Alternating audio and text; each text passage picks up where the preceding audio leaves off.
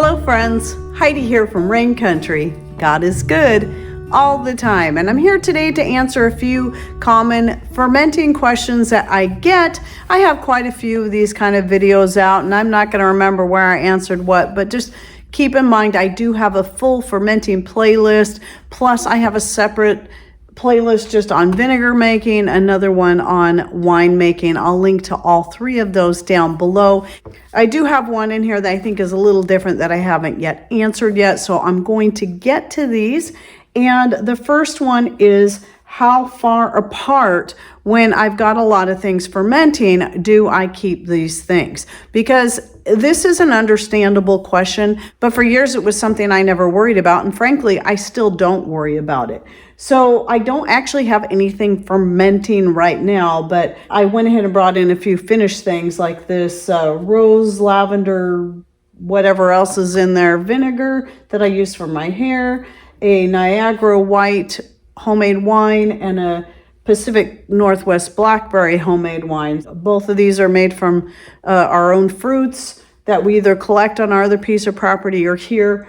And same thing with this, it's made from herbs from my own garden. The thing is, what I'll be doing is I'll showing you some different pictures and video clips and whatnot of things that I've had fermenting on my counter. And honestly, I think the only thing one really has to be concerned about it, if they're going to be concerned about it, is if you're fermenting a bunch of vinegars, which have, when they're fermenting, when you're making them, they only have a cloth cover on them. That's where you're going to have more chance of, if you get kahm yeast in one, you're probably going to get kahm yeast in all of them.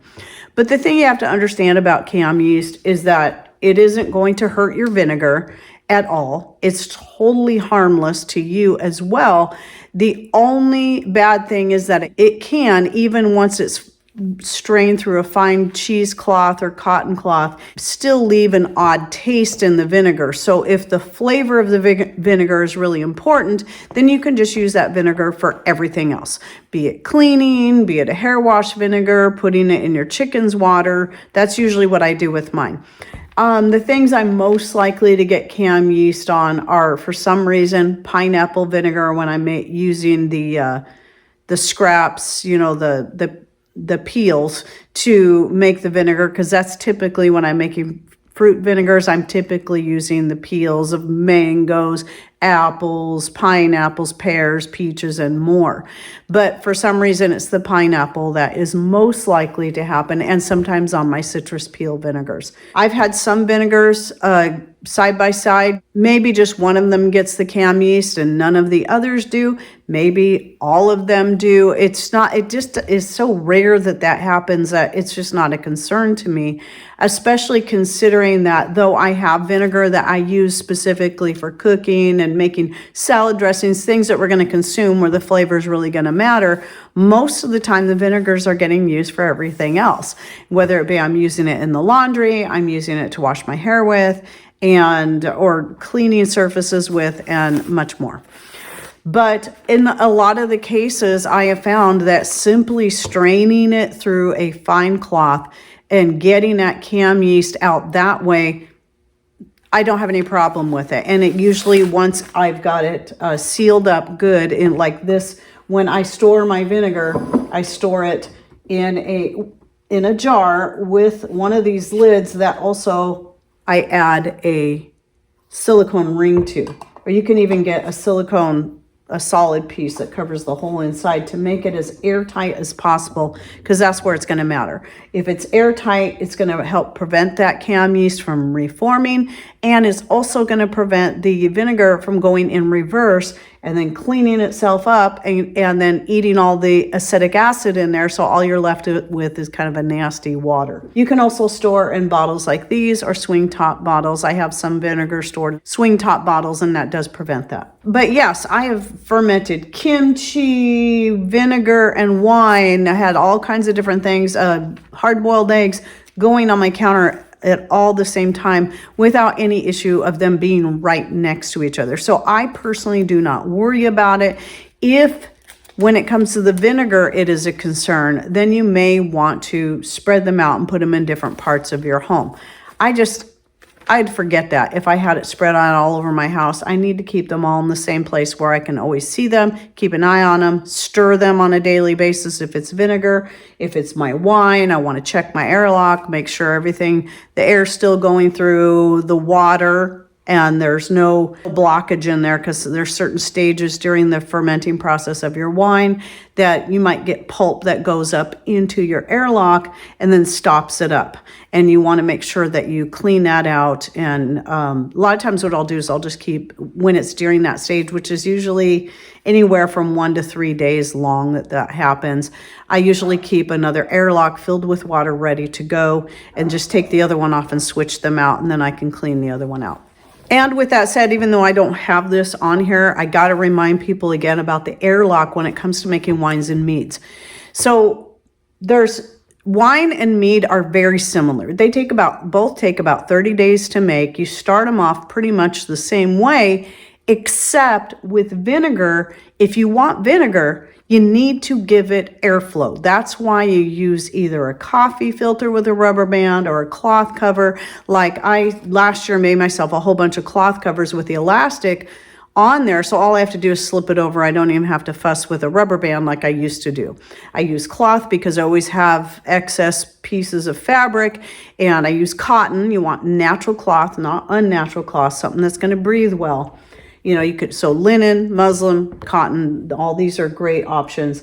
And you can just put the rubber band over, or you can go see my video, which is another one I'll link to down below, on how to make the covers. So what happens is the bacteria and yeast are going to eat through the sugar, and it's going to turn the sugar. This is why you need real sugar, not something like monk fruit or stevia, because it needs to be fed, and it works through that. This is why you don't have to worry about the sugar, even if you're diabetic or whatever it is that you're doing and trying to avoid sugar, because it's going to eat through that sugar, and then it's going to turn it to alcohol. That's about the 2-week phase when it comes to vinegar.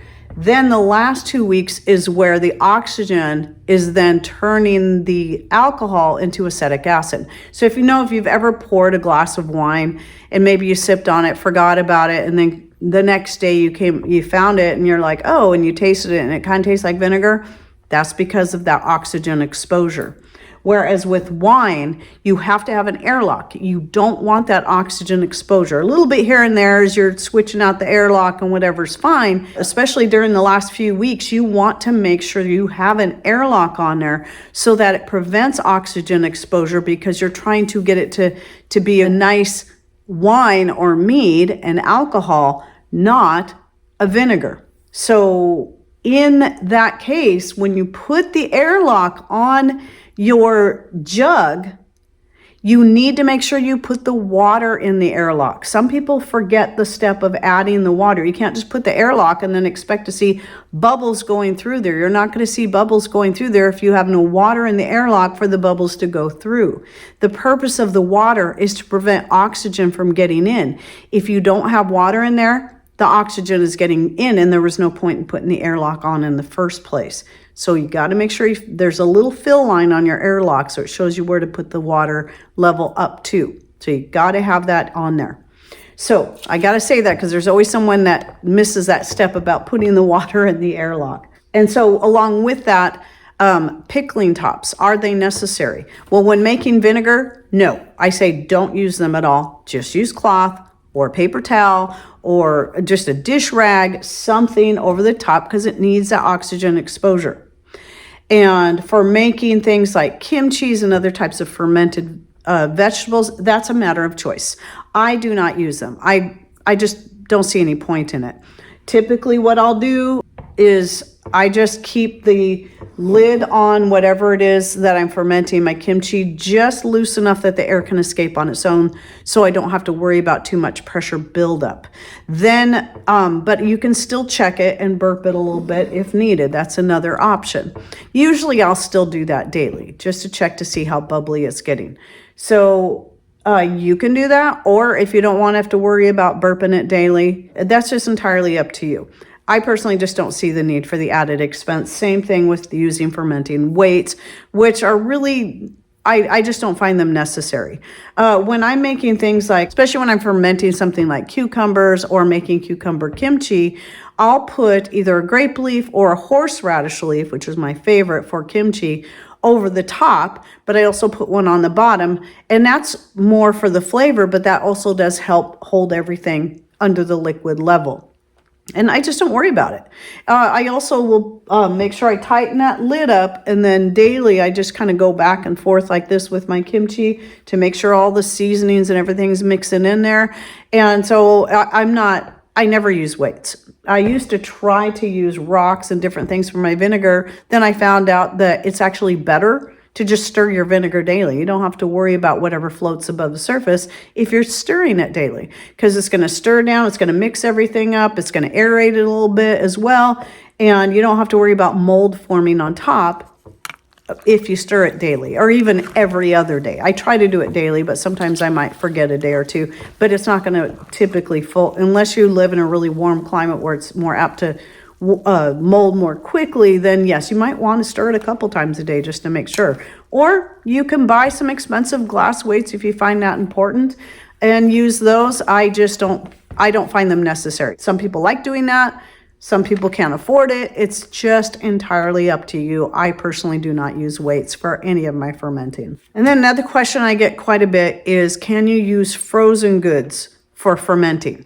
Well, it just depends on what you plan on doing. When it comes to making wine or vinegar, you can. I always use frozen grapes. Like I'll pick my grapes and freeze them, and then I'll make my wine out of them later. The freezing process makes them so much easier to juice, so I prefer it that way, yet I'm still keeping them raw. But since I'm using a starter in there anyway, I don't have to worry about the freezing process killing the necessary bacteria and yeast that it needs to be able to ferment. And what I have found though is when I try to make vinegar and I don't use any kind of starter in it, but I'm using all frozen goods, for some reason I have trouble getting a good fermentation in my vinegar. I've seen this with other things such as making the fermentation starter. If I've used frozen fruits, it usually doesn't do so well. I'm not saying it won't ferment at all, but you might not have great results. So in that case, if I'm going to use something frozen to make my vinegar, even though I typically don't use a starter to make vinegar, I just water, sugar, and whatever herb, fruit, whatever I'm throwing in there. But if I happen to be using something frozen, then I'm going to throw in about a half cup of starter to a half-gallon jar of my homemade starter into a jar like this to make sure that it is indeed going to ferment. So if you'd like more information on my own personal fermentation starter, they're so easy and very inexpensive to make because you can make it out of scraps from anything, as long as it's either dehydrated or fresh and edible. So it can be herbs, it can be raisins, it can be scrap peels from something, be it orange peels or whatever. As long as they're organic, that's really all that matters, and not frozen. And then once you have the starter, which only takes about 3 to 4 days for it to be ready, then you can use the starter to start anything. Fermenting hard-boiled eggs, making homemade wine. You don't have to buy a special wine yeast when you do that, which was the whole reason why I started making those in the first place. And you can even make bread out of them. So another video I'm going to link to down below is my most recent and most thorough video on making your own fermentation starters. And I use those for everything, even things that aren't necessary to have a starter for, like making kimchi and more. I still like to add that starter because it ensures I'm going to get a good ferment, especially when I'm fermenting eggs. I definitely want to make sure those actually ferment. And so, yeah, you can learn about that and how I use it. Again, it's not necessary for everything, but I do highly recommend it for making wine instead of having to buy some kind of special yeast, which can be a little bit spendy for what it is, or if you're using frozen goods to make your vinegars. And then one last thing is, can I ferment dehydrated goods? Absolutely. I've used dehydrated goods to make vinegar. I've used dehydrated goods to make kimchi. And I even have videos specifically on that as well that you can check out. And I love being able to make kimchi out of dehydrated goods. In fact, it's actually quite good. It's a little bit different texture, but it's still pretty good.